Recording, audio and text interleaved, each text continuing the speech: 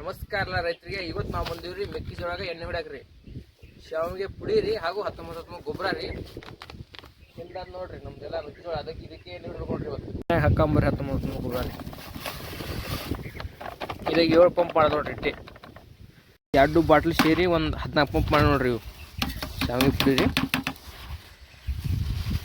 Shampoo ಎದಕ್ಕೆ ಹಾಕ್ಲಾಕಂತಂದ್ರೆ ಮೆಕ್ಕೆಜೋಳ ಅವು ಸುಳ್ಯ ನೋಡ್ರಿ, ಅದ್ರ ಒಳಗೆ ನೀರು ಹವಿಗೆ ಹೋಗ್ಬೇಕಂತ್ರಿ ಹಾಕ್ಲಾಕ್ತೀವಿ ನೋಡ್ರಿ. ಯಾಕಂದ್ರೆ ಜಾರಿ ಹೋಗ್ಬೇಕ್ರಿ.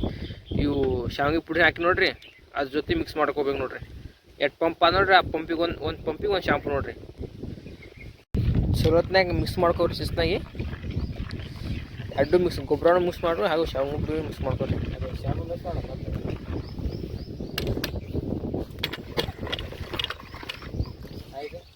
ಈಗ ಈ ಥರ ಆಗೈತ್ರಿ ಮೆಕ್ಕೆಜೋಳ ರೀ, ಹತ್ತದ್ರಿ. ಅದಕ್ಕೆ ಎಣ್ಣೆ ಹೊಳತ್ ನೋಡ್ರಿ.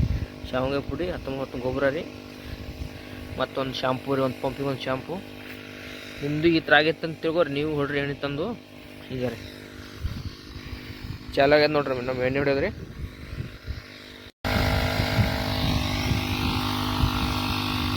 ಈಗ ಈ ಥರ ಹೊಡಿಬೇಕು, ಶಿಸ್ತಾಗಿ ಹೊಡ್ಬೇಕು ನೋಡ್ರಿ ಎಣ್ಣೆ ರೀ.